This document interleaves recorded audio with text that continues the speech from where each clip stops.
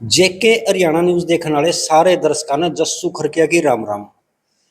विधानसभा चुनाव की पूरे हरियाणा में जोरों शोरों से बिल्कुल पूरी तैयारी चल रही है। सारे लोग सारे नेता न्यू को हैं मैं एमएलए बन गया, मैं एमएलए बन गया। टिकट की बिल्कुल पूरी मारो मार चल रही है। और उनको मना टिकट मिलेगी, और उनको मना टिकट मिलेगी। कौन सा भी उम्मीदवार हो, सारे नुको हैं मैं एमएलए, मैं एमएलए। लेकिन जो वरिष्ठ नेता हैं उनकी पूछ नहीं हो रही। मेरे साथ एक वरिष्ठ नेता हैं कुलजीत गणगस जी। इनका भी दर्द जानेंगे क्योंकि उम्र भी बहुत होगी और राजनीति के भी पुराने खिलाड़ी हैं। इनकी क्यों नहीं पार्टी ने पूछ करी गई, आखिर क्या कारण रहा? प्रधान जी राम राम। राम राम साहब। प्रधान जी पहले तो आपको 15 अगस्त की हार्दिक शुभकामनाएं। मैं आपको और आपका चैनल को, दर्शकों को, सभी को शुभकामनाएं। प्रधान जी आप वरिष्ठ नेता हो कांग्रेस के। लोग मतलब पूरी तैयारी कर रहे हैं विधायक बनने की। ओनू को मना टिकट मिल जाए, ओनू को मना टिकट मिल जाए। आप पुराने नेता हो, वरिष्ठ नेता हो, जो पहले कई साल पहले जो आपने मैं कहूंगा मैं 20 चुनाव लड़वा लिए होंगे। आपने 20 चुनाव देख लिए होंगे, उनमें पहले भी यही हुआ करता है। नहीं, ऐसा नहीं था। पहले सुलझे हुए उम्मीदवार आया करते जी और अब ज़्यादातर राजनीति में, हरियाणा में लोगों ने बिजनेस बना दिया राजनीति का। समाज सेवी भावना कम है और चौधर की पना वो ज़्यादा है।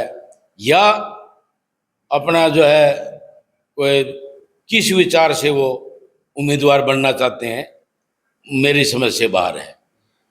मैंने कभी लालसा नहीं करी। पार्टी ने जैसे आदेश दिए मैंने तो ऐसे काम किया। मैंने टिकट का कोई वो नहीं कहा। उन्होंने जब कहा फार्म भर दिया, पैनल पे बोले आपको पैनल पे है, फिर बोले ये बीसी सीट होगी, बैकवर्ड को दे दी। दो चार बारी ऐसा हुआ। मेरा कोई ज़्यादा नहीं रहा। मैं तो अपना काम से मतलब रखा। पार्टी में जो आदेश मिला पार्टी का वही काम मैं करता रहा। आज का टाइम में जो शाम ने एमएलए बन के सोए हैं और नुको हैं मेरी टिकट पक्की, मेरी टिकट पक्की, उनके बारे में देखो जी, वो उनकी समझ है, कैसे पक्की है वो समझें। हम तो नहीं कहते हमारी पक्की, और ना हम इस बात को दिमाग में भी नहीं लेते। फार्म भरा है साथियों के कहने से, आखिरी टाइम है तो साथी बोले एक बारी कोशिश और कर लेते हैं। बाकी पक्की तो हाईकमांड ने देनी है। लोगों को, उनकी भावनाओं को भी देखेंगे।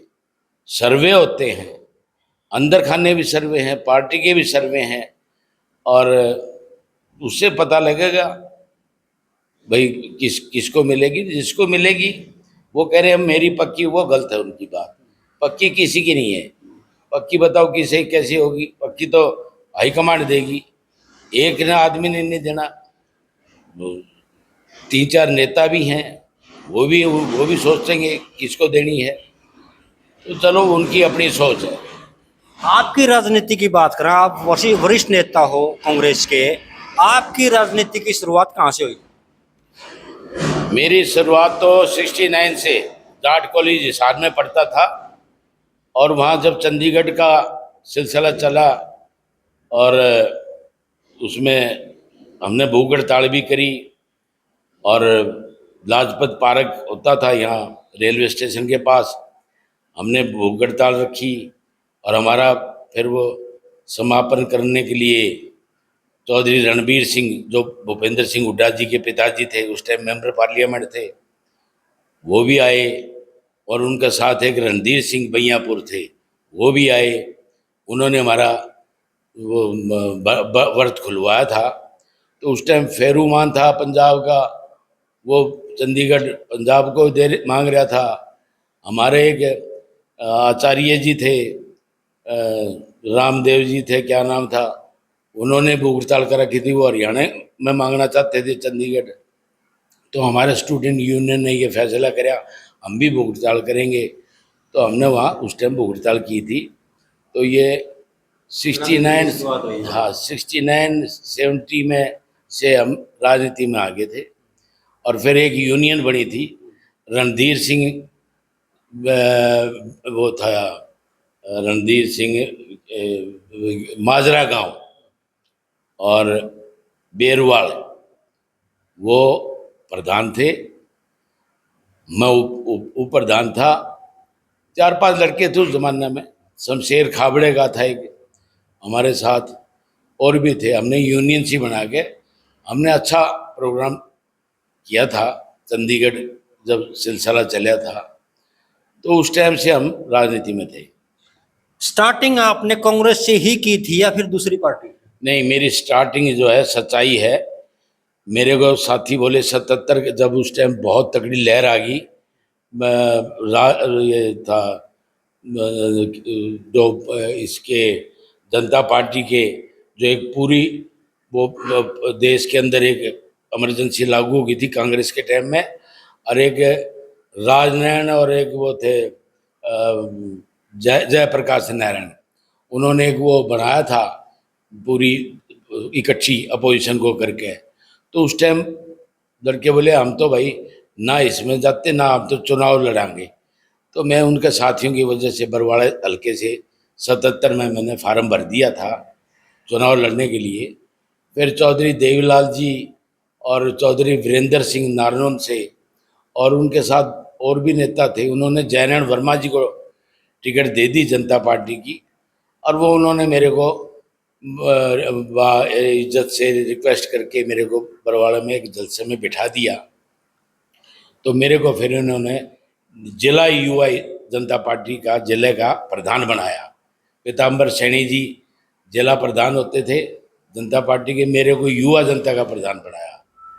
फिर मैंने 500-700 बच्चों को साथ लेकर दिल्ली तक पैदल यात्रा लेके गया मैं चौधरी चरण सिंह के जन्मदिन पे, और काफ़ी लोग साथ मेरे यहाँ से शुरू हो गए हाँसी से, और आगे तक काफिला जब चला तो हज़ारों बच्चे हो गए थे दिल्ली पहुँचे जब।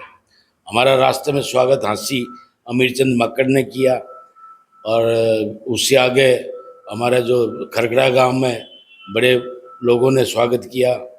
जब रोहतक गए वहाँ भी काफ़ी लोगों ने, समाज सेवियों ने इस पूरे जत्थे का जो मेरा गया था उसका स्वागत किया था। रास्ते में सतपाल मलिक जी जो उस टाइम आजकल राज्यपाल रहे जम्मू कश्मीर के, उस टाइम वो चौधरी चरण सिंह के काफ़ी क्लोज थे, उन्होंने नांगलोई के पास स्वागत किया। तो वहाँ उस टाइम अध्यक्ष होती थी जो भिवानी से चंद्रावती जी, तो श्रीमती चंद्रावती जी ने मेंबर पार्लियामेंट भी थी और जनता पार्टी की अध्यक्ष थी। तो बड़ा, और चौधरी चरण सिंह जी ने बहुत अच्छा स्वागत किया था। तो ये 77-78 की बात है। उसके बाद मैं 82 में मैं कांग्रेस ज्वाइन कर ली थी। कांग्रेस ज्वाइन करी आपने 82 में, उसके बाद आपने कांग्रेस से भी पर्चा भरा? नहीं, फिर उसके बाद नहीं भरा? कभी चुनाव लड़ने की फिर मूड में नहीं रही मेरे साथी कहते रहे, लेकिन मेरे को जो भी नेतृत्व था पार्टी का स्टेट लेवल में, चौधरी भजनलाल जी थे, मेरे को जैसे इरिगेशन सिंचाई विभाग का वो बना दिया इरिगेशन बोर्ड में, एडवाइजरी कमेटी में, फिर मेरे को ग्रीवेंस कमेटियों में रखा, मेरे को इस तरह की चीज़ों में मेरे को block level, Barwada block level से लेकर और डिस्ट्रिक्ट तक मैं कांग्रेस का पदाधिकारी रहा। स्टेट में भी फिर मेरे को डेलीगेट रखा, पीसीसी का मेंबर बना, फिर मेरे को प्रदेश का सेक्रेटरी बनाया। तो फिर मेरे को ये नॉमिनेट करते रहे। उसके बाद आपने अब फार्म भरा है 2024 में।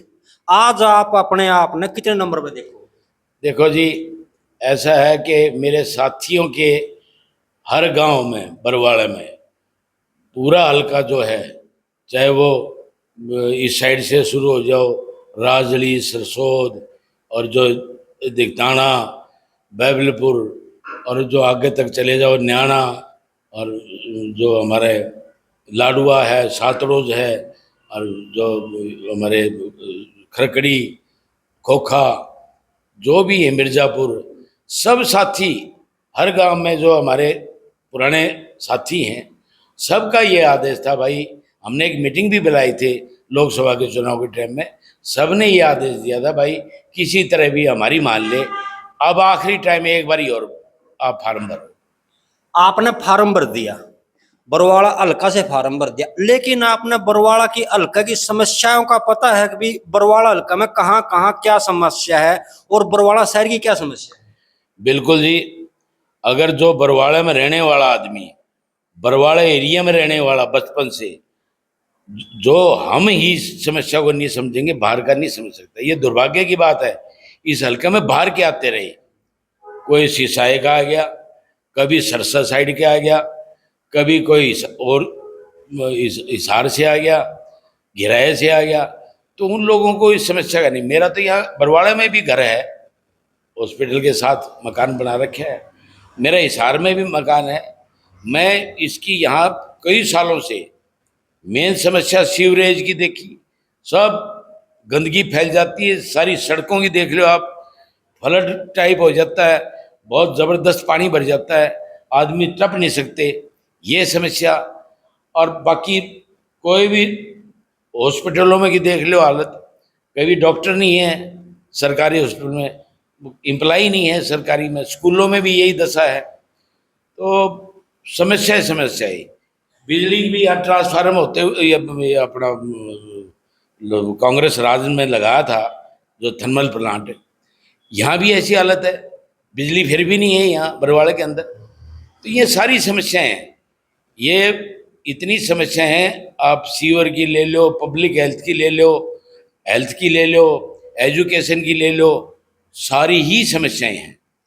बात करें, आप वरिष्ठ नेता हो, आपने फार्म भी भर दिया था, पहले भी अब भी फार्म भर दिया, 2024 में इफ फिलहाल फार्म भर दिया आपने। अब मैं आपसे कड़वी बात करूंगा, मतलब कड़वा सवाल करूंगा, कौन से गुट से भरा आपने? क्योंकि कांग्रेस में कई गुट हैं।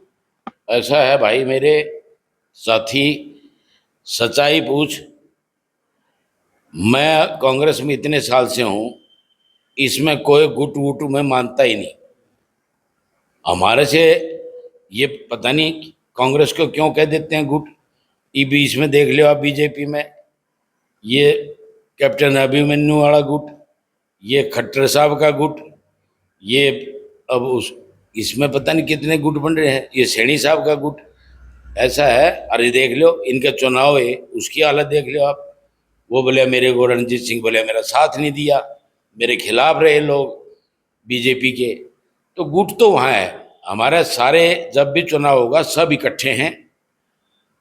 ये अगर छोटी मोटी बात है कार्यकर्ताओं में हो जाती है, हर कार्यकर्ता एक को किसी दूसरे नेता को भी चीफ मिनिस्टर देखना चाहता है, कोई किसी को देखना चाहता है, उसकी आस्था में वो बोल देता है।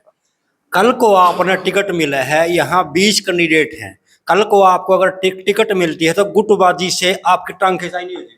नहीं, मेरे जितने यहाँ उम्मीदवारी है, जिन नॉमिनेशन भर रखा है, ये फार्म भर रखा है टिकट के लिए, सारे मेरे साथी हैं।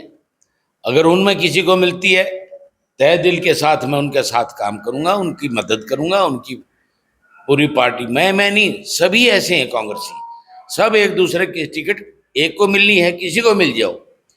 और मैं तो इस चीज़ में इतना वो नहीं हूँ जितना कि भाई कई साथी हो रहे हैं, बच्चे हैं अभी, उन्होंने पता नहीं है ऐसी, क्योंकि मैंने तो देख लिया ये लाइन कैसे उम्मीदवार बनता है, कैसे हो है। तो वो उनका जिसको भी मिलेगी वो भी उसका साथ देंगे जिसको मिलेगी, और हम भी उसका साथ देंगे जिसको मिलेगी। चलो, ये थे हमारे साथ प्रधान जी कुलजीत गणगस जी, कांग्रेस नेता। और वीडियो आपने पूरी देख ली, वीडियो पर आपका क्या कहना है वह बात देखी जाओगी, टिकट किसने मिलेगी किसने ना मिलेगी वह टाइम की बात रहेगी। वीडियो आपने पूरी देख ली, वीडियो आपका क्या कहना है कमेंट सेक्शन में अपनी राय जरूर दीजिए और वीडियो ने शेयर करिए।